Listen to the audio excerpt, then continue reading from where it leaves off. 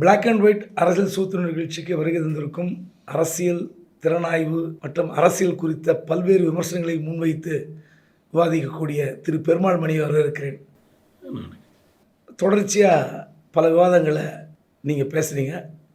அதில் விஜய்க்கு ஒரு கணிசமான வாக்கு சதவீதம் இருக்கிறது. தமிழ்நாட்டில் விஜய் அரசியல் வளர்ந்து வருகிறது. அதாவது முதலிடத்தில் ஒரு கட்சி ஆட்சி பிடித்தாலும் இரண்டாவது இடத்தில் தவிர்க்க முடியாமல் விஜய் கட்சி வந்துவிடும் அப்படின்ற மாதிரியே பதிவு பண்ணுறீங்க. தொடர்ச்சியாக உங்களுடைய விவாதங்களை பார்த்துட்டு இந்த கேள்வி முன்வைக்கிறேன். உண்மையிலே விஜய் அந்த இடத்துக்கு வரக்கூடிய அளவுக்கு அந்த கட்சியுடைய கட்டமைப்பு இருக்கிறதா? மக்கள் முடிவு செய்தால் தான் அந்த இடத்துக்கு வர முடியும். எந்த அடிப்படையில் நீங்கள் அந்த கருத்தை தொடர்ச்சியாக முன்வைக்கிறீங்க? ஆனால் நான் என்ன சொல்கிறேன்னா, முதல் அல்லது ரெண்டாவது இடம், முதலிடமோ அல்லது ரெண்டாவது இடத்துலையோ 2026 தேர்தலில் ஐயா விஜய் வருவதற்கான வாய்ப்பு இருக்குது அப்படிங்கிறது. நான் இரண்டாவது இடத்து தான் சொன்னேன், நீங்கள் முதல் இடத்துக்கு. ஆமாண்ணே, ஒன்று அல்லது ரெண்டாவது இடத்துல வர்றதுக்கான வாய்ப்பு இருக்குது. ஏன்னா இதுவரை தமிழகம் பார்த்த 77 தேர்தலுக்கு பிறகு தமிழகத்தில் ஒரு ட்ரெண்ட் இருக்குன்னு.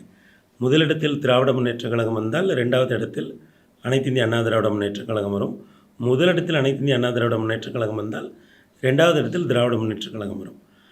அந்த ஒரு ஃபார்முலா ஒன்று மாறி மாறி வந்துக்கிட்டே இருந்தாங்கல்லண்ணே. அது அந்த தொடர் சங்கிலி இந்த 2026 தேர்தலில் நிச்சயமாக உடைபடும் அப்படின்னு நான் நம்புகிறேனே. அதாவது நீங்கள் திமுக முதல்ல அதிமுக ரெண்டாவது, அதிமுக முதல்ல திமுக ரெண்டாவது. இது எங்கே போய் கட்டலாம் சொல்லுவாங்க. ஆமாங்க அப்படித்தான். இல்லை திமுக தொடர்ச்சியாக இரண்டாவது முறை இது வரைக்கும் வந்ததில்லை, இன்னொரு முறை வாய்ப்பு இருக்கான்னு தெரியல, வாய்ப்பு இருக்கிற மாதிரி தெரியுது, களம் அப்படி இருக்குது, கூட்டணி பலமாக இருக்குதுன்னு சொல்கிறாங்க. இல்லைன்னா அதிமுக கிடையாது, திமுக கூட்டணி பலமாக இருந்தாலும் அதிமுக கூட்டணி ஆட்சி பிடிக்க ஆன்டி இன்கம்பன்சி இருக்குன்றாங்க. இந்த ரெண்டு தேரியை விட்டுட்டு இது ரெண்டுமே உடையும், மூணாவது இடத்துல நாலாவது இடத்துல விஜய் இருக்காரான்னு தெரியல. ஆனால் விஜய் முதலிடத்துக்கு வருவார் அல்லது இரண்டாம் இடத்துக்கு தொடுவார் அப்படின்னு எப்படி தீர்மானிக்கிங்க? இன்னும் முதல்ல இப்போ நான் ரொம்ப மற்ற தகவல்கள்லாம் விட்டு ரொம்ப பர்சனலாகவே போகிறேன். இப்போ ஒரு 10 வருடமாக நம்ம ஊடகத்தில் இருக்கோம். ஊடகத்தில் ஒரு முகமாகவே நம்ம வெளியில் வரோம். இவ்வளவு நாட்களும் அதுவும் ரொம்ப பிரதானமான தொலைக்காட்சிகளில், செய்தி தொலைக்காட்சிகளில் நமக்கு பேசுகிற ஒரு வாய்ப்பு 10 ஆண்டுகளாக அமைந்திருக்கு. அப்போ இதுவரை நம்ம விவாதங்களை பார்க்குறவங்க பேசுகிறவங்கலாம் யாராக இருக்குன்னா பெரும்பாலும் ஆண்களாகத்தான் இருப்பாங்க. அவங்க தான் நம்மளை நண்பர்களோ இல்லை தெரிஞ்சவங்களோ இல்லை நம்ம பொது இடங்களில் நம்மளை சந்திக்கிறவங்களோ இந்த மாதிரி விவாதம் பார்த்தங்க அப்படின்னு சொல்லி நம்மக்கிட்ட பேசுவாங்க. ஆனால் முதன்முறையாக 2025 மையப்பகுதிக்கு பிறகு சிறுவர்கள், பெண்கள் நம்மக்கிட்ட அரசியல் பேசுவதை பார்க்க முடிகிறது. இந்த அனுபவமே ரொம்ப புதுசாக இருக்குது.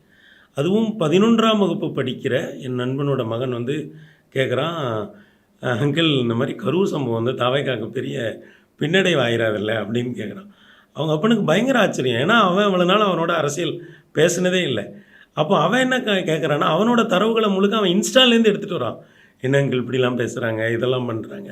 அப்புறம் பெண்கள், நம்ம நண்பர்கள் வீட்டுக்கு, நம்ம குடும்பங்களில் அல்லது நம்மளை பொதுவெளியில் பார்க்குறவங்க ரொம்ப தயக்கத்தோடு இன்ட்ரடியூஸ் பண்ணிவிட்டு அவங்க பேசுகிறத இது நான் இதுவரை பார்க்காத ஒரு விஷயமாக இருக்கிறது. நான்லாம் மீடியாவுக்கு வந்த பிறகு 993 மீடியாவுக்கு உள்ளே வரேன்.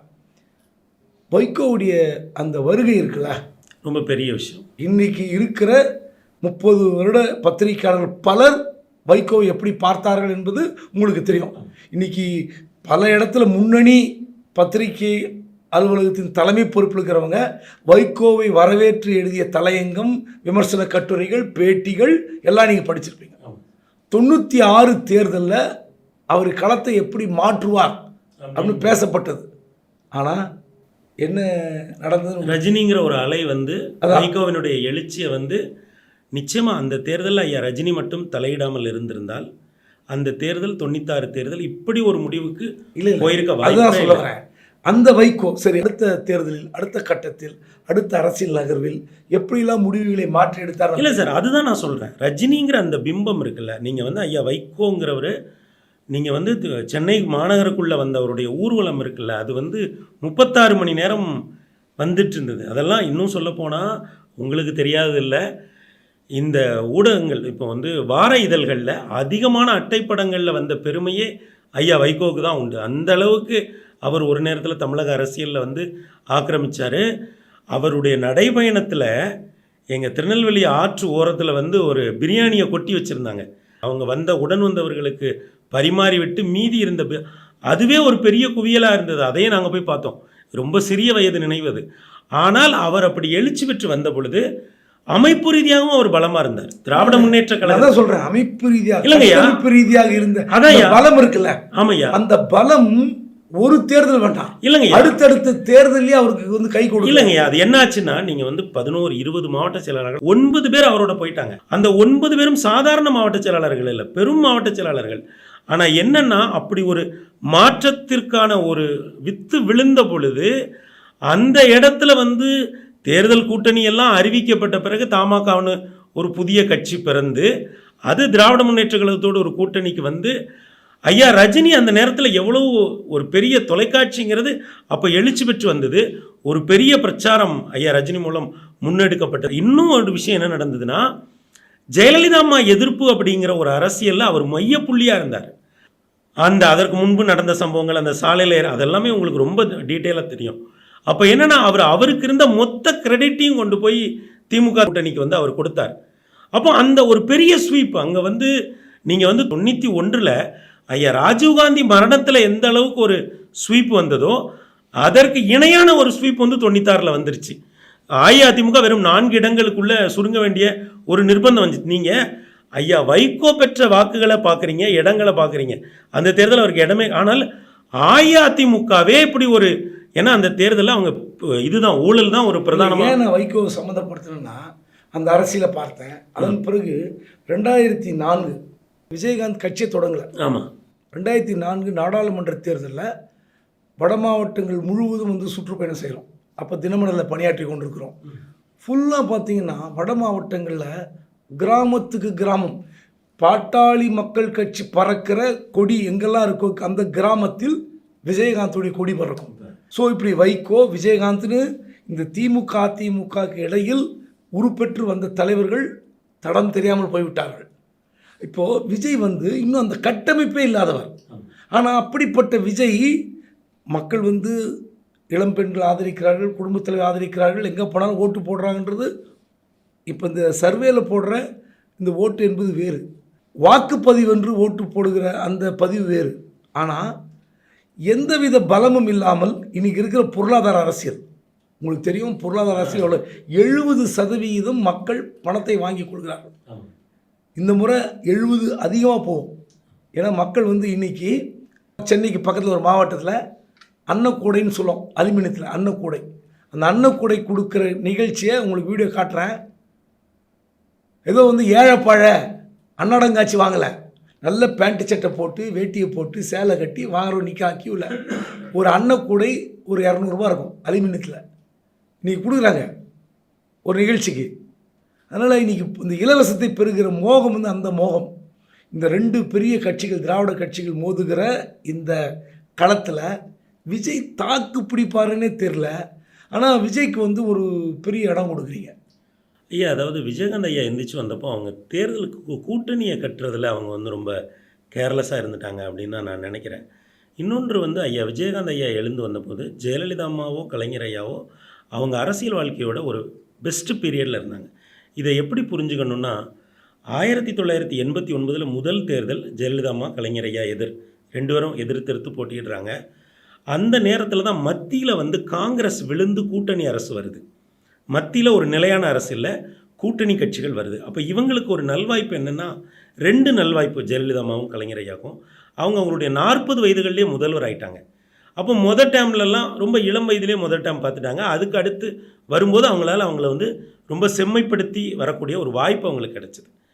ஆனால் இங்கே ஐயா எடப்பாடியாக இருக்கட்டும், ஐயா ஸ்டாலினாக இருக்கட்டும், இவங்க வந்து அவர்களுடைய 60 வயதுக்கு பிறகு தான் முதலமைச்சர் ஆனார்கள்ங்கிறத தனியாக வச்சுக்கோங்க. அதே போல் ஜெயலலிதா அம்மா கலைஞர் ஐயா காலத்தில் மத்தியில் வந்து கூட்டணி அரசுகள் தான் இருந்தது. அதனால் இவங்களுக்கே அதில் ஒரு பெரிய ரோல் இருந்தது. பிரதமரை தீர்மானிக்கிற இடத்துல இவங்க இருந்தாங்க, குடியரசுத் தலைவரை தீர்மானிக்கிற இடத்துல இவங்க இருந்தாங்க. அப்போ இவங்களோட பொலிட்டிக்கல் கரிஷ்மாவும் பெருசாக இருந்தது, கட்சியவும் பெரிய அளவில் கட்டி எழுப்பியிருந்தாங்க. ஐயா விஜயகாந்துக்கு ஒரு பெரிய ஆதரவு இருந்தது. ஆனால் அவர் வந்து இவர்களை 2 பேருக்கும் மாற்றுங்கிற ஒரு இடத்துல போய் அவர் நின்னார். அது முதல் ஒரு விஷயம். ரெண்டாவது, அவர் ஒரு வலிமையான கூட்டணியை கட்ட தவறிவிட்டார். இப்போ நீங்கள் குறிப்பிட்டது போல் வட மாவட்டங்களில் வேற யாருக்கெல்லாம் நமக்கு ஒரு செல்வாக்கு இருக்குது, தேமுதிகவுக்கு ஒரு செல்வாக்கு இருந்தது அப்படின்னா, இன்னமும் யாருக்கெல்லாம் நம்ம கூட்டணியை சேர்த்தா அந்த அந்த அந்த கூட்டணி இன்னும் ஸ்ட்ரென்த் ஆகும். ப்ளஸ்னு ஒரு கூட்டணி, ஒரு ஃபார்முலா இருக்குது இல்லைங்களா, அந்த ஃபார்முலாக்குள்ளே அவங்க போயிருக்கணும். கூட்டணியை கட்டுவதில் ஐயா வந்து ஏனோ ஒரு கூட இருந்தவங்க ரொம்ப கவனக்குறைவாக விஜய் எப்போ தீர்மானிப்பார் அந்த கூட்டணி கட்ட? அவர் அதான் நான் சொல்கிறேன். இதில் ஐயா விஜயகாந்துக்கும் விஜய்க்கும் 2 வித்தியாசம் இருக்குது. ஒன்று வந்து ஜெயலலிதா அம்மா கலைஞர் ஐயா காலத்தில் ஐயா விஜய் வரவில்லை.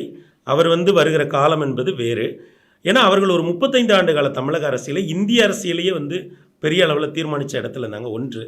இரண்டாவது, ஐயா விஜய் வந்து திராவிட முன்னேற்ற கழகத்தையும் பாஜகவையும் எதிர்க்கிறாரே தவிர அவர் ஐயா காங்கிரஸையோ அல்லது வந்து அனைத்து இந்திய அண்ணா திராவிட முன்னேற்ற கழகத்தையும் அவர் எதிர்க்கலை.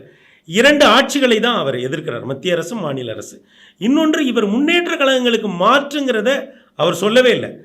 நல்லதே நடக்கும், நான் ஒரு நல்லாட்சி தருவேன், நம்ம வந்து ஆட்சிக்கு வருவோம் அப்படிங்கிற மாதிரியான ஒரு விஷயங்களை தான் அவர் வந்து பண்ணுறார். அப்புறம் ஆட்சியில் பங்குன்னே சொல்லிட்டார். இப்போ அவர் சொன்னதுக்கு பிறகு தான் இன்றைக்கு ஏனைய கூட்டணிகள், திராவிட முன்னேற்ற கழக கூட்டணியாக இருக்கட்டும், அனைத்து இந்திய அண்ணா திராவிட முன்னேற்ற கழக கூட்டணியாக இருக்கட்டும், 2 கூட்டணிக்குள்ளேயும் கூட்டணியில் இருக்கிற கட்சிகளுக்கு ஆட்சி பற்றிய அவங்க அன்னைக்குள்ள வாத பிரதிவாதங்கள் அந்த கூட்டணிக்குள்ளே நடந்துக்கிட்டு இருக்கு. அப்போ என்னன்னா, நான் ஒரு கூட்டணியை கட்டுறேன், கூட்டணியில் வர்றவங்களுக்கு ஆட்சியிலையும் பங்கு தரேன் அப்படிங்கிற அவரோட அந்த டோன் இருக்குல்ல, அது ரொம்ப முக்கியமான டோன். சரி, இவரை நம்பி எந்த கட்சி வந்திருக்கு? இல்லை, இது என்ன, இல்லை அவர் இப்போ நமக்கே தெரியும் தாவேக்கால என்ன நடக்குன்றது நமக்கு பெரும்பாலும் தெரியும். இப்போ உதாரணத்துக்கு வந்து பார்த்தீங்கன்னா, அவர் கட்சி ஆரம்பித்த பிறகு பல முக்கியமான 2ஆம் கட்ட தலைவர்கள், மத்தியில் அமைச்சர்களாக இருந்தவர்கள், மாநிலத்தில் அமைச்சர்களாக இருந்தவர்கள்லாம் கூட அவரை சந்திக்கணும்னு நேரம் கேட்டாங்க.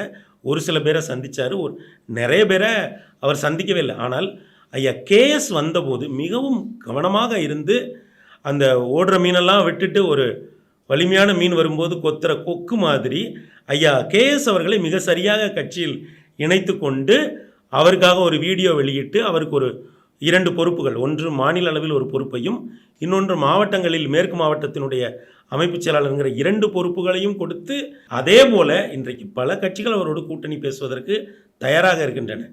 ஆனால் வருவாங்களா?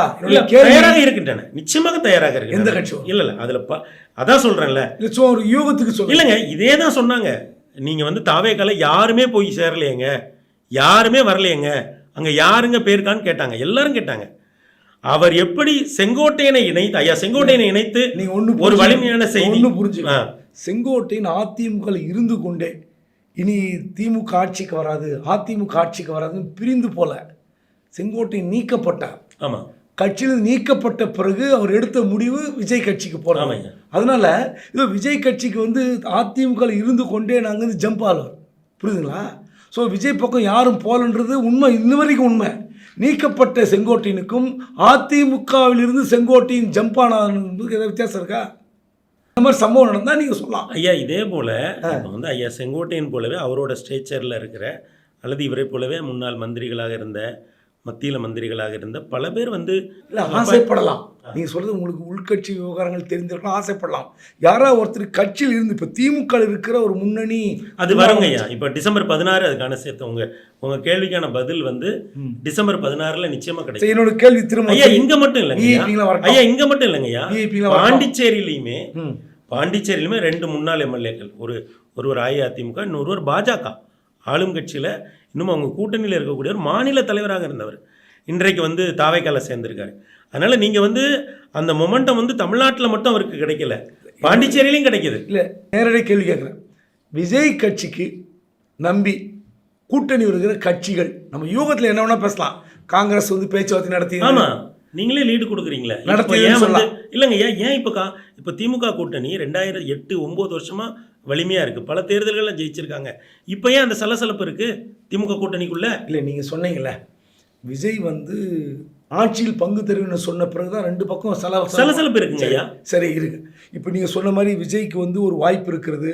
அவர் வந்து அதிமுக வீழ்த்தி விட்டு அல்லது திமுக வீழ்த்தி விட்டு முதலிடத்துக்கு வருவார், அல்லது 2ஆம் இருக்கிற கட்சியை விட இவர் வந்து விடுவார் நம்புகிற மாதிரி ஒரு செய்தி இருந்தால், அது உண்மை தகவலாக இருந்தால் திமுக என்ன அறிவிச்சிருக்கணும், நாங்களும் ஆட்சியில் பங்கு தருவோம்னு அறிவிச்சிருக்கணும். அல்லது பலகீனமான கூட்டணி.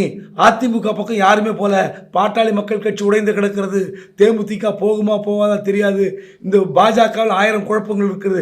அப்படிப்பட்ட அதிமுகவில் இருந்து ஒரு குரல், நாங்களும் ஆட்சியில் பங்கு தருவோம், யாருமே சொல்லலையே. அப்போ இந்த பங்கு தருவோம்ன்ற வார்த்தையை விஜய் தவிர ஆகப்பெரிய கட்சி, பலமான கூட்டணி திமுக முன்வைக்கல, பலகீனமான கூட்டணி என்று வர்ணிக்கப்படுகிற அதிமுக முன்வைக்கல. அப்போ எங்கே உங்களுக்கு ஐயா இப்போ வந்து வளர்ச்சி? திமுக அதிமுக இவங்க 2 பேருமே நீண்ட நெடுங்காலமாக, இன்னும் சொல்லப்போனால் அவங்களுக்கு மைனாரிட்டி சட்டசபையில் போதுமான பெரும்பான்மை இல்லாதப்போ கூட தனியாக ஆட்சி நடத்திய அனுபவம் அவங்களுக்கு இருக்குது. அதனால் அவங்க வந்து அவ்வளோ சீக்கிரம் வந்து அந்த காலை எடுக்க மாட்டாங்க. ஏன்னா பெர்செப்ஷனில் அது அவங்களுக்கு பெரிய டேமேஜை வந்து உருவாக்கிடும். ஆனால் கூட்டணியில் இருக்கிற ஏனைய கட்சிகள், ஐயா இதுவரை தமிழக அரசியலில் இல்லாத வகையில் என்ன நடந்திருக்குன்னு பாருங்கள். இப்போ முதன் முறையாக இது வரைக்கும் என்ன நடக்கும், திமுக ஒரு கூட்டணி பேச்சுவார்த்தை குழுவை அமைப்பாங்க, அடுத்து அஇஅதிமுக அவங்க ஒரு கூட்டணி பேச்சுவார்த்தை குழு அவங்க அமைப்பாங்க. இப்போது திராவிட முன்னேற்ற கழகம் கூட்டணிக்கான பேச்சுவார்த்தை குழு அமைக்கிறதுக்கு முன்னாடியே பத்திரிகை அனுபவம் நீண்ட நெடியது, உங்களுக்கு தெரியாது இல்லை. திமுக அமைக்கிறதுக்கு முன்னாடியே காங்கிரஸ் ஏன் அமைக்கணும்? அப்புறம் அந்த குழு ஒன்று, அந்த குழு அறிக்கையை படித்து பாருங்கள், கூட்டணி கட்சிகளுடன் கலந்தாரையாடுவதற்காகன்னு இருக்குது அந்த குழு. அந்த குழுவில் 3 பேர் வெளிமாநிலத்தை சார்ந்தவங்க, 2 பேர் தான் தமிழ்நாட்டை சேர்ந்தவங்க. அப்போது காங்கிரஸ் அதே கூட்டணியிலேயே தொடர்கிற மனநிலையில் இருந்ததுன்னா ஏன் இப்படி ஒரு குழுவை அமைச்சிருக்கணும் திமுக அமைப்பதற்கு முன்னால்? இது என்னுடைய முதல் கேள்வி. 2வது கேள்வி, அவங்க இப்போ எந்த ஒரு சந்திப்பு நடந்தாலும் அறிவாலயத்திலேருந்து ஒரு அறிக்கை நமக்கு வரும், ரொம்ப அவங்க வந்து ப்ரொஃபஷனலாக இருப்பாங்க. திமுகவினுடைய தலைவரோட திமுக குழு கிடையாதுங்க ஐயா, திமுக தலைவரோட காங்கிரஸ் குழு போய் சந்திச்சதில்ல. அவங்க என்ன கோரிக்கை வச்சாங்க? ஏன் 2 தரப்புலையுமே ஒன்றுமே சொல்லலையே? காங்கிரஸ் வெளிவந்து பேட்டி கொடுத்தாங்க, இது மரியாதை நிமித்தமான சந்திப்பு, வெளிவந்து பேட்டி கொடுத்தாங்களே ஐயா, மரியாதை நிமித்தமான சந்திப்பு. உள்ள அரசியல் பேசியிருப்பாங்க, இடம் கேட்டிருப்பாங்க, தொகுதிகள் கூட கேட்டிருப்பாங்க, நான் மறுக்கவே இல்லை. ஆனால் அவங்க சொன்ன பதில் இது மரியாதை நிமித்தமான சந்திப்பு. இப்போ அதான் ஏன் நான் கேட்குறேன், இந்த நேரத்தில் நீங்கள் மரியாதை நிமித்தமாக நீங்கள் சாதாரணமாக போய் சந்திக்கலாம் ஐயா, மாநில பொறுப்பாளரும் தலைவரும் போய் சந்திக்கலாம், கூட போகிறப்போ இப்படி ஒரு குழுவாக போய் நீங்கள் சந்திப்பதற்கான காரணம் என்ன? சரி, அதில் சந்தேகம் இருக்குதுன்னு வச்சு ஐயா, இல்லை சந்தேகம் இருக்கு. ஓகே, காங்கிரஸ் பார்த்தீங்களா ஒரு மூத்த பத்திரிகையாளர் போது அந்த வார்த்தையை கரெக்டாக சொல்கிறீங்க. சந்தேகம் இருக்கு, சலசலப்பு இருக்குன்னு வச்சு நான் என்ன கேட்குறேன், அந்த காங்கிரஸ் கூட்டணி திமுக நீடிக்குமா நீடிக்காதா, அல்லது பிரிந்து போய் விஜய் கட்சியில் சேருமா சேராதா என்பதெல்லாம் நம்ம முடிவு சொல்ல முடியாது. இல்லையா, சொல்ல முடியாது, சொல்ல முடியாது. நான் என்ன கேட்குறேன், ஆனால் விஜயுடைய அரசியல் வந்து குழப்ப அரசியல். நான் வெளிப்படையாக குற்றம் சாட்டுறேன். சொல்லுங்க. இப்போ ஒரு அரசியல் என்பது நீங்கள் பார்த்துருப்பீங்க, வெளிப்படையான அரசியல்னா மக்களாக நிற்பது. விஜய சொல்வார், மக்களோடு பேசு, மக்களோடு செல், மக்களோடு கலந்துரையாடு, அவங்களுக்கு அதிகாரத்தை கொடுன்னு அண்ணா சொன்னதெல்லாம் சொன்னார்ல, அப்படிப்பட்ட அரசியல் நடத்துகிறார் அவர். மக்களோடு கலக்கிற அரசியலை நடத்த முடியுமா? பாண்டிச்சேரியில் அனுமதி கொடுக்குறாங்க. இதுவரை உலக அரசியல் வரலாற்றில் ஒரு பொதுக்கூட்டத்துக்கு QR கோடோடு வாங்க, QR கோடு இருந்தால் தான் உங்களை அனுமதிப்போம், வெளி மாநிலத்தில் இருப்பவர்கள் உள்ளே வராதீர்கள். எங்க ஐயா அங்கே கட்டுப்படுத்த முடியாத கூட்டம் வர்றதுனால அப்படி ஒரு கட்டுப்பாடு போட வேண்டும். அந்த கட்டுப்படுத்த முடியாது என்றால் அது வந்து அரசியல் மயப்படுத்தப்படவில்லை, அப்படி எடுத்துக்கணும். நீங்கள் கட்டுப்படுத்த ஏங்க, நீங்கள் முதல் ஷோ பார்க்குறீங்க, நானும் சினிமா ரசிகன், நீங்களும் சினிமா ரசிச்சிருப்பீங்க. அப்படிப்பட்ட முதல் காட்சி நம்ம பார்க்க வேண்டிய அவசியம் இல்லை. அந்த படம் 3ஆம் நாள் பார்ப்போம், நல்லா ஓடுதுன்னா 5ஆம் நாள் பார்ப்போம், அப்படின்னு எடுத்துப்போம். முதல் நாளே போய் பார்க்குற படம் தான் பார்த்தோம் அப்படின்னு திருப்தி கிடையாது. 10 நாள் நல்லா ஓடுச்சுன்னா போய் பார்க்க போகிறோம். அப்போது கட்டுப்படுத்த முடியாத கூட்டம் வந்தால் அதனுடைய பொறுப்பு யாருக்கு? அது கட்டுப்படுத்த வேண்டிய பொறுப்பு தலைமைக்கு. அந்த QR கோடு போட்டது விஜய் கட்சி இல்லை, பாண்டிச்சேரி கவர்மெண்ட்டு. 5000 பேருக்கு வரக்கூடாது, வெளி மாநில மக்கள் வரக்கூடாது, QR கோடு கொண்டு வாங்க, இப்படிலாம் போடுற ஒரு அரசியல் எப்படியான அரசியல்? ஐயா இப்போ நான் என்ன சொல்கிறேன்னா ஐயா, இப்போ நீங்கள் சொல்கிறதுல வந்து இந்த கூட்டம் வந்து ஒரு கரூர் நெரிசல் மரணத்துக்கு அடுத்ததாக அங்கே நடக்குது. அங்கே வந்து ஒரு பெரிய கூட்டம் வந்ததுனால தான் அதில் வழக்கு இருக்குது, விசாரணை போயிட்டுருக்கு, அதெல்லாம் இருக்கட்டும். ஆனால் ஒரு பெரிய கூட்டம் வருதுங்கிறத இங்கே இருக்கக்கூடிய அமைப்புகள் சென்ஸ் பண்ணி தான் ஒரு கட்டுப்பாடுகளை விதிக்கிறாங்க. நீங்கள் வந்து 5000 பேர் மட்டும்தான் வைக்கணும். அப்போ வந்து ஆர்கனைஸ்டாக நீங்கள் வந்து இப்போ வந்துடும். இப்போது ஐயாவை சந்திக்க பார்வையாளர்கள் நிறைய வராங்க அப்படின்னா என்ன பண்ணுவோம், ஒரு கட்டுப்பாடு வைப்போம்ல, இத்தனை மணிக்கு மேலே வாங்க, இவ்வளவு நேரத்துக்கு வாங்க, இவ்வளவு நேரத்தில் நீங்கள் வந்து பொதுக்கூட்டத்துக்கு இப்படி கட்டுப்பாடு போட்டதே கிடையாது. இல்லை ஆமாங்கய்யா, எந்த அரசியல் பொதுக்கூட்டத்துக்கு இப்படி கட்டுப்பாடு போட்டாங்க? இல்லைங்கய்யா, அது நீங்கள் பார்த்த அரசியல் கூட்டத்தில் இல்லைங்கய்யா, அதுதான் நானும் சொல்கிறேன். என்னென்னா பல கட்சிகள் இன்றைக்கு தமிழ்நாட்டில் எந்த நிலைமையில் இருக்காங்கன்னா, வாகனம் ஏற்பாடு பண்ணி, உணவு ஏற்பாடு பண்ணி, இன்னமும் சொல்லப்போனால் அவங்களுடைய கை செலவுக்கு ஒரு தொகையை கொடுத்து கூட்டிகிட்டு வரக்கூடிய இடத்துல இருக்கிறாங்க. ஆனால் தாவேகா எந்த இடத்துல இருக்குன்னா, QR கோடு மூலம் கட்டுப்படுத்தக்கூடிய இடத்துல ஒரு கூட்டம் இருக்குது. அது அரசியல் மயப்படுத்தப்பட்ட கூட்டமா இல்லை சினிமா ரசிக கூட்டமா? ஐயா அவங்க வந்துங்கய்யா, இவ்வளவு நாட்களும் இந்த மண்ணில் இவ்வளவு நாட்களும் தமிழ்நாட்டில் இருக்கிற மக்கள் ஒன்று திமுகவுக்கு வாக்களிச்சிருக்காங்க, இல்லை அஇஅதிமுகவுக்கு வாக்களிச்சிருக்காங்க.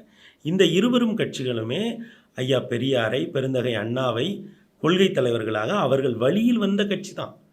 இன்றைக்கு அவங்க நான் தாவேகா பின்னாடி போகிறேன் அப்படின்னு சொன்னால், நீ தற்குறி, நீ அணில் குஞ்சி, உனக்கு ஒன்றுமே தெரியலைன்னா, ஐயா இந்த கூட்டம் தானங்க ஐயா 2024 வரைக்கும் திமுகவுக்கோ அஇஅதிமுகவுக்கோ ஓட்டு போட்டது. வார்த்தையால் வைக்கப்படுகிற விமர்சனங்கள்லாம் காணாம போயிடும். சரி, எல்லா கட்சிக்கும் பொருந்தும். அதிமுக பொருந்தும், திமுக இல்லைங்க ஐயா. நேற்று வரைக்கும் திமுகவுக்கு அஇஅதிமுகவுக்கு காங்கிரஸுக்கு பாஜகவுக்கு ஓட்டு போட்டுக்கிட்டு இருந்த வரைக்கும் அவன் அரசியல் மயப்படுத்தப்பட்டவன் 2024 வரைக்கும். 2026 அவன் விஜய்க்கு போய் போட்டு போடுறான்னா, நீ தற்கூரி, நீ அணில் குஞ்சி, உனக்கு ஒண்ணுமே தெரியலன்னா. அந்த வார்த்தை விமர்சனத்தை நான் ஏத்துக்கல. அந்த வார்த்தை விமர்சனம் புறந்தள்ளப்படும், ஒதுக்கப்படும். நான் இல்லைன்னு சொல்ல. அது முக்கியம் அல்ல. இப்போ வைகோ ஊர்வலம் நடத்தினார், விஜயகாந்த் ஊர்வலம் நடத்தினார், அங்கே ஜெயலலிதா அவர்கள் ஊர்வலம் நடத்தினாங்க. 2011 ஆட்சிக்கு வருவதற்கு முன்பு ஜெயலலிதா நடத்திய 4 மண்டல கூட்டங்கள் நீங்கள் பார்த்துருப்பீங்க, டிவியில் பார்த்துருப்பீங்க. அப்போது அந்த கூட்டத்தை அந்த கட்சியினர் எப்படி ஒழுங்குபடுத்தினாங்க? ஏதாவது ஒரு விபத்து, இல்லைங்க சாலை விபத்து, இல்லை காரில் சிக்கினாங்க, தேரில் சிக்கினாங்க, இல்லை. அப்போ எவ்வளோ கூட்டம் வந்தாலும் அந்த கூட்டம் ஒன்று சேரவும் கலையவும் தயாராக இருந்தது.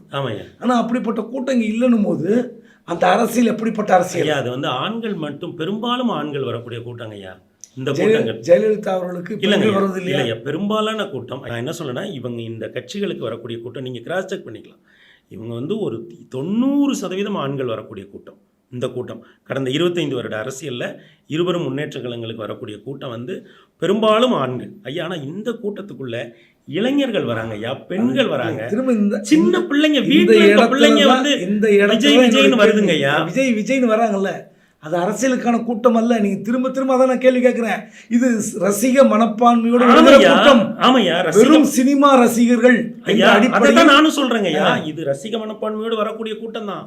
ஆனா இது ஷூட்டிங் பார்க்க வர்ற கூட்டம் இல்லை. அவர் வெறும் நடிகரா வரலையா. நான் என்ன சொல்றேன், ரசிக மனப்பான்மையோடு வரக்கூடிய கூட்டம் தாங்கய்யா, உடன்படுறேன். ஆனால் நீங்க ஒன்றோட உடன்படணும் ஐயா, இருவரும் முன்னேற்ற கழகங்களுக்கு வராத வகையில பெண்களும் இளைஞர்களும் வராங்க. அதை ஒத்துக்கிறீங்கல்ல சார்? நான் முடிச்சிடறேங்கய்யா. இப்போ இந்த ரசிக மனப்பான்மையோடு வரக்கூடிய கூட்டம் அவருடைய ஷூட்டிங்கை பார்க்கறதுக்காக வரல. அவர் ஒரு நிகழ்ச்சிக்கு வராரு, அதை பார்க்க வரல. அவர் தன்னை ஒரு அரசியல் தலைவராக நிறுத்தி ஒரு கட்சியை உருவாக்கி கொண்டு வருகிற கூட்டம் ரசிக மனப்பான்மையோடு வந்தாலுமே கூட அங்கே விஜய் சொல்கிற ஒரு செய்தியை கேட்டுவிட்டு தான் வீட்டுக்கு போறாங்க. இல்ல, விஜய் அரசியலுக்கு வருகிறார், நான் மறுக்கல. ஆனா விஜய் பார்க்கிற வருவரெல்லாம் அரசியலுக்காகத்தான் வருகிறார்கள், அப்படி எடுத்துக்க முடியாது. பெட்டியை உடைச்சா தெரிஞ்சிடும். பெட்டி 2026 பெட்டி உடைச்சா தெரிஞ்சிடும். ஆனா நீங்க ஒண்ணு ஒத்துக்கணும், வேற எந்த கட்சிக்கும் வராத வகையில், இப்ப சமகால கட்சிகளுக்கு வராத வகையில் பெண்களும் இளைஞர்களும் சிறுவர்களும் ஐயா விஜயுடைய கூட்டத்துக்கு வருகிறார்கள். இவர்கள் அரசியல் மயப்படுத்தப்பட்டவர்களா? இவர்கள் விஜய் சொல்கிற அரசியல் செய்தியை கேட்டு வாக்களிப்பார்களா என்பதெல்லாம் 26 பெட்டியை உடைச்சா தெரிஞ்சிடும். ஆனா ஒண்ணு ஒத்துக்குங்க, கட்டுப்படுத்தக்கூடிய அளவில், அதாவது மற்ற கட்சிகள் எல்லாம் கூட்டம் சேர்க்கக்கூடிய இடத்தில் இருக்கிற பொழுது கட்டுப்படுத்தக்கூடிய அளவில் ஒரு கூட்டம், ஐயோ கம்மியா வாங்கப்பா, குறைச்சு வாங்கப்பா அப்படின்னு சொல்லக்கூடிய இடத்துல தாவேகாவுக்கு ஒரு கூட்டம் வருது. அரசியலை அரசியலாக நடத்தாமல் ஒரு அறைக்குள் நடத்துகிற ஒரு பாங்கு இருக்குல்ல, ஆமாய்யா, அந்த அரசியலே புறக்கணிக்கப்பட வேண்டிய அரசியல். நான் அந்த பார்வையில் சொல்கிறேன். எனக்கு விஜய் மீது தனிப்பட்ட விருப்பம்லாம் கிடையாது. ஒரு நடிகராக அவர் படத்தை நான் பார்த்துருக்கிறேன். பல்வேறு விஷயங்களை அவருக்கு எனக்கு பிடித்தது கூட இருக்கலாம். ஆனால் அரசியல் என்று வந்தால் மக்களோடு பயணப்படுகிற ஒரு விஷயம். நீங்கள் 15 நாட்களுக்கு முன்பு அனுமதி கேட்டால்தான் உங்களுக்கு பொதுக்கூட்டத்துக்கு அனுமதி கிடைக்கிறது என்றால், இப்போது பாண்டிச்சேரி கூட்டம் என்னைக்கு? 9ஆம் தேதி. 9. சரி, இதுக்கப்புறம் 15 நாள் கழிச்சு தான் அடுத்த கூட்டம் ஈரோடு வரப்போகுது. அப்போ அடுத்தடுத்த கூட்டங்கள் எப்போ நடக்க போகுதுன்னு தெரியல. நீங்கள் வீட்டுக்குள்ளே உட்காந்து அரசியல் பண்ணிக்கிட்டு இருக்கீங்க. இதுவரை திருப்பரங்குன்றம் தீப விஷயம் அவ்வளோ பெரிய பேசு பொருளாக இருக்கிறது. அவர் சொன்ன பாணிப்படியே இப்படி உக்காந்துட்ருக்காரு. சரியோ தவறோ எந்த பக்கம் சொன்னாலும் அவருக்கு ரிஸ்க் இருக்குன்னு அவங்க கட்சிக்காரங்க சொல்கிறாங்க. அப்போது நீங்கள் உங்களுக்கு எதுலேயுமே ஒரு பார்வை இல்லை, அரசியல் புரிதல் இல்லை. இப்படிப்பட்ட உள் விவகாரத்தில் கூட வந்து ஒரு நேர்மையான கருத்து சொல்ல முடியல. இதில் ஒரு உள் விவகாரம் இருக்கிறது, இதில் சொல்வதற்கு நமக்கு வழி இல்லை, வாய்ப்பில்லைன்னு சொல்லி ஒதுங்கி போக முடியாது. அது அரசியல் அல்ல. நீங்கள் வெளியே வந்தால் கட்டுப்பாடு இல்லாத கூட்டம் கூடுகிறது அப்படின்னு நினைக்கிறீங்க. ஒரு பெரிய பிரச்சனை தமிழ்நாட்டில் கொழுந்து விட்டு எரிகிறது, அது குறித்து வாய் திறக்க மறுக்கிறீர்கள். இதெல்லாம் எப்படி எடுத்துக்க முடியும் அரசியலா? ஐயா, நீங்கள் ஊடகத்தில் உங்களுக்கு நீண்ட அனுபவம் இருக்குது. நீங்கள் பத்திரிக்கையில் இருந்திருக்கீங்க, நாளிதழில் இருந்திருக்கீங்க, வார பத்திரிக்கையில் இருந்திருக்கீங்க, மிக முக்கியமான பொறுப்புகளில் இருந்திருக்கீங்க, தொலைக்காட்சிகளில் இருந்திருக்கீங்க, டிஜிட்டல் எராலையும் நீங்கள் இன்றைக்கி இருக்கீங்க. ஐயா, இது இணைய காலம். உங்களுக்கே தெரியும் ஒரு பத்திரிக்கை எப்படி செய்தி கோர்ப்பாங்க.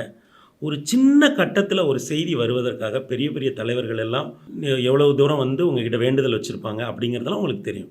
ஆனால் இன்றைக்கு ஒரு கருத்தை நம்ம எடுத்துகிட்டு போகணும், கொண்டு போகணும் அப்படின்னா ரொம்ப எளிதாக ஒரு இணையத்தை நம்ம கொண்டு போய் சேர்த்துற முடியுது. இந்த இணைய காலத்தை ஐயா விஜய் புரிந்து கொண்டு அரசியல் பண்ணுறார். இப்போ முன்னெல்லாம் ஒரு தலைவர்கள் சிலைக்கு மாலை அணிவிக்கணும் அப்படின்னா தலைவர்கள் எப்படி வருவாங்க, அந்த மாவட்ட செயலாளர்கிட்ட சொல்லுவாங்க, ஒரு 300-400 பேர் அவங்க அங்கே கூப்பிடுவாங்க. கூப்பிட்ட பிறகு ப்ரெஸ் எல்லாம் வந்துருச்சா, எல்லாரும் வந்துட்டாங்களா, கூட்டம் டிராஃபிக் எல்லாத்தையும் ஒழுங்குபடுத்தின பிறகு தலைவர்கள் வருவாங்க, மாலை இருக்கும், போடுவாங்க, கை காட்டுவாங்க, போயிடுவாங்க. மறுநாள் அது செய்தியாகும்.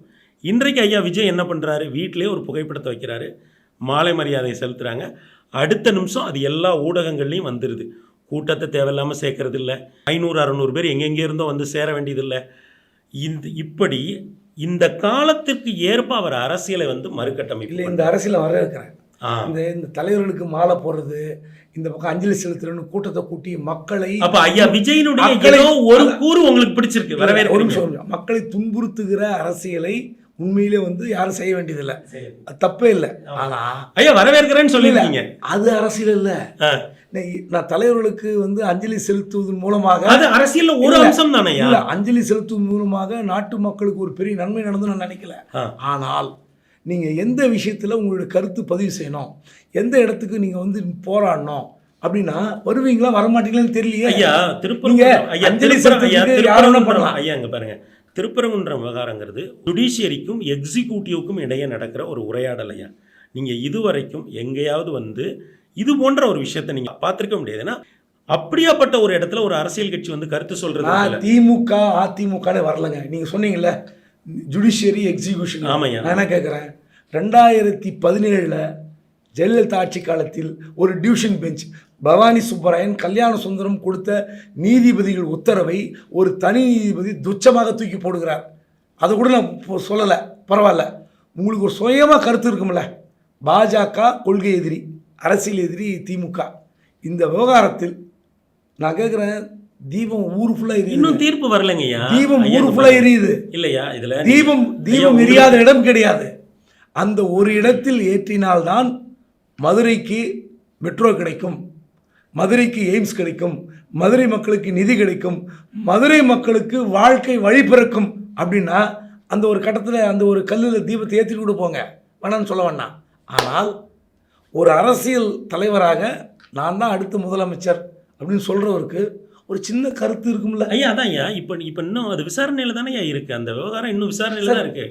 நீதிமன்ற தீர்ப்புக்கு அவர் கட்டுப்பட்டு ஒத்துக்கொள்வார்ன்றது விட்ருங்க, அவருடைய கருத்து பேர் அவசரப்பட வேண்டாம்னு நினைக்கிறாரியா. இது வரட்டும், நீதிமன்றம் விசாரிக்கட்டும். ஏன்னா இதுவரைக்கும் இப்படி ஐயா இதுவரைக்கும் இப்படி நடந்ததே இல்லைங்க ஐயா. இப்போ இது ஒரு அரிதான நிகழ்வுங்கய்யா. ஒரு அரிதான நிகழ்வுல ஏன் ஒரு புதிய கட்சி போய் கருத்து சொல்லணும் ஐயா? இதுவரைக்கும் நீங்கள் ஏதாவது ஒரு தமிழ்நாட்டு மக்களுக்கு ஒரு பிரச்சனை வருது, நீங்கள் புதிய கட்சியா பழைய கட்சியா பழந்தொன்னு போட்ட ஐயா இப்போ மேல்முறையீட்டில் இருக்குல்ல. இப்போ தமிழ்நாட்டில் உள்ள எக்ஸிக்யூட்டிவ்ஸ் மேல்முறையீட்டில் அது இருக்குது. அது வரட்டுங்கய்யா, தீர்ப்பாக வரட்டும். அதற்கு பிறகு அதை பற்றி பேசிக்கொள்ளலாம். ஏன்னா எல்லா விஷயங்களிலையும் அரசியலை மட்டும் பார்க்க தேவையில்லை. அது எக்ஸிக்யூட்டிவாக என்னவா இருக்குது, ஜுடிஷியரியாக என்னவா இருக்குது அப்படிங்கிற அந்த பார்வையும் ஒரு தலைவருக்கு முக்கியம். இவ்வளவு நாட்களும் இருந்த தலைவர்கள் என்னென்னா, என்ன நடந்தாலும் நான் கருத்து சொல்லுவேன் அப்படிங்கிற அந்த அரசியலேருந்து இவர் வெளியே போகிறாரு. வெயிட் பண்ணுவோம். இன்றைக்கு தாவேகாவை ஏன் திரும்பி பார்க்கிறது, ஏன் இந்த வீடியோக்களை அவர்கள் தேடி தேடி பார்க்கிறார்கள் அப்படிங்கிற ஒரு ஆச்சரியத்தோடு தான் நான் இவ்வளவு மதிப்பிடுகிறேன். இப்படி வெவ்வேறு இடங்களில் கிடைக்கிற தரவுகள், இப்போ உதாரணத்துக்கு இப்போ தொலைக்காட்சி நிகழ்ச்சிகளில் தாவேகா நிகழ்ச்சிக்கு வர்ற ரேட்டிங், யூடியூப் போன்ற சமூக வலைதளங்களில் தாவேகா சார்பான வீடியோக்களுக்கு வருகிற வியூஸ், இப்படி பல்வேறு கூறுகளையும் இணைத்து தான் பார்க்கிறேன். தாவேகாவுக்கு ஒரு மொமெண்டம் இருக்கிறது. அது நீங்கள் குறிப்பிடுவதைப் போல வாக்குகளாக மாறுமா மாறாதாங்கிறது பெட்டியை உடைச்சு அந்த நம்ம டோட்டலுங்கிற பட்டனை அழுத்தினா தான் நமக்கு தெரியுமே தவிர, ஆனால் ஒரு மொமெண்டம் இருக்கிறது. அந்த மொமெண்டம் சிறப்பாக இருக்கிறதுங்கிறதா என்னோட புரிதல். தொடர்ந்து பேசுவோம். விஜய் மீது நீங்கள் வைத்திருக்கிற நம்பிக்கை எப்படி போய் கிடைக்க போகுது மக்களுக்கு, அந்த நம்பிக்கை உண்மையா பொய்யா, அது ஒரு பெரிய நீண்ட நெடிய விவாதம். தொடர்ந்து பேசுவோம். ஐயா, வாய்ப்புக்கு நன்றி. வணக்கம்.